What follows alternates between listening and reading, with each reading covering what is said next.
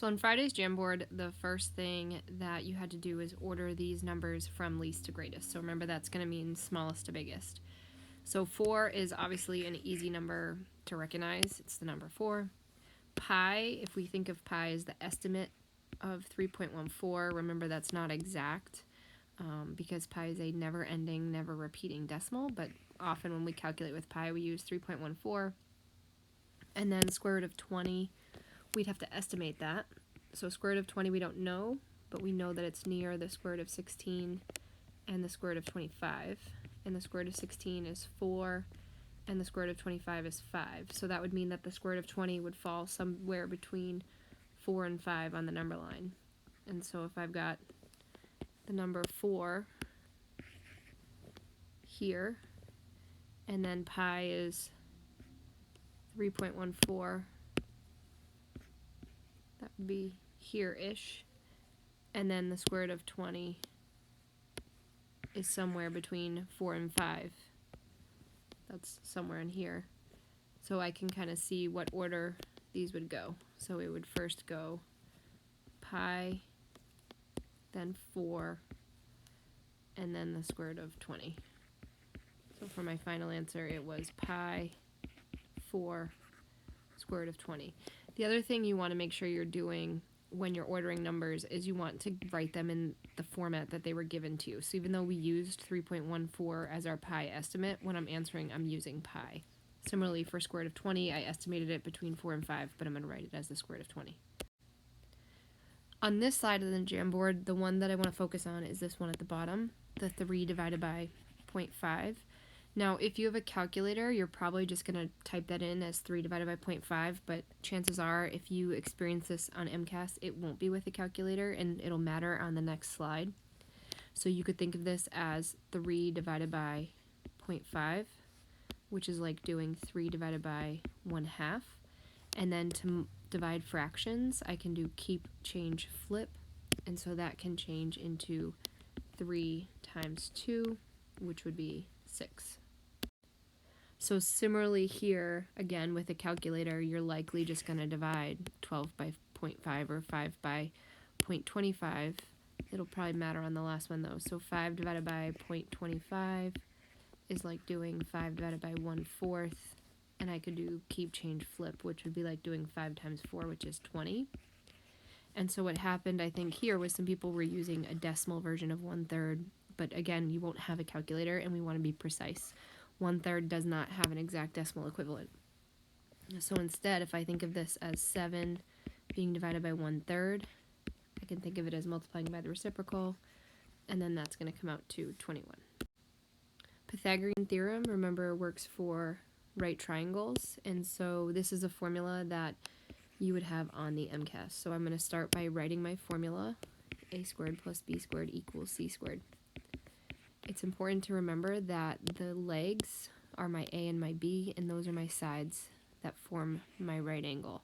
So in this case, I know one of my legs, it could be 3.8, and the c, as shown in the picture over here, is always across from the right angle. It's also the hypotenuse. And so in this case, the side that's across from the right angle, that's the longest side, is that 17.3. And so that's going to go where the C is.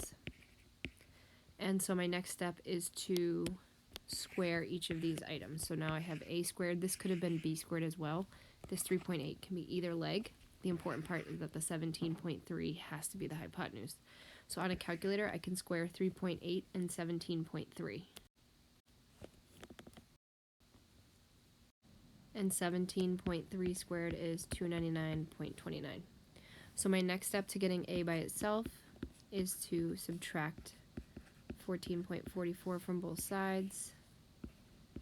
And I get a squared is equal to, that's going to be 5. I could do this on a calculator, so don't feel like switching apps. And so I'm going to get 284.85. Now the next step is really important. At this point, I've isolated a squared, but I haven't completely isolated a. And so I know this side length over here if I were to multiply by itself, but I want to just know the length of this side. And so my last step that undoes something being squared is to square root.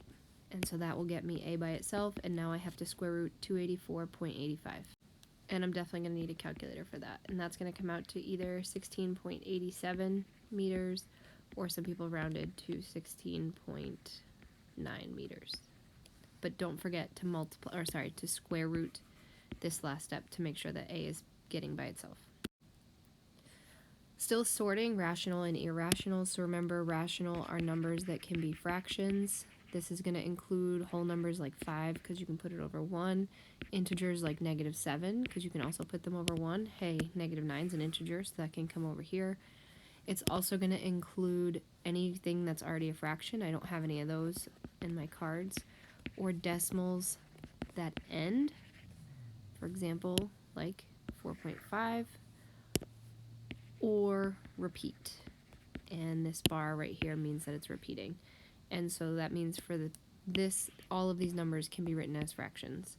Irrational numbers are numbers that can't be fractions. And this is never ending,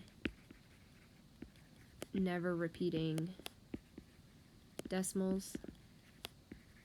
The most famous one is pi. It never ends, it never repeats.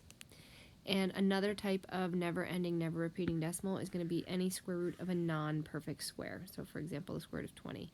And by perfect squares, we mean numbers like 4, because the square root of 4 is 2, or 25, because the square root of 25 is 5. So if you take a number that you don't know the square root of and try to square root it, it's going to be irrational. It will be a never-ending, never-repeating decimal, which means I cannot make it into a fraction. So on this next one, we want to remember that we can apply our rules of exponents, and the reason we're allowed to apply our rules of exponents is because my bases are the same. They're both 3's. And in this case, those 3's are multiplying each other, which allows me to take a step back and to add those exponents. And 4 plus -6 would be -2. And that's still going to be the exponent of 3. Some people were multiplying the 3's together to get 9. And if it helps, you could think of it as x to the 4th times x to the -6th. That would have been x to the -2nd. We would not have changed the base. The base remains the same. Now that 3 has one exponent left, because it's a negative exponent, remember, I'm not allowed to have that. I need to whack it and bump it down, and that's what's going to make it positive. And so this would become 1 over 3 to the 2nd, and then I can actually do that out and know that 3 to the 2nd means 3 times 3, which is 9. So that would be 1/9.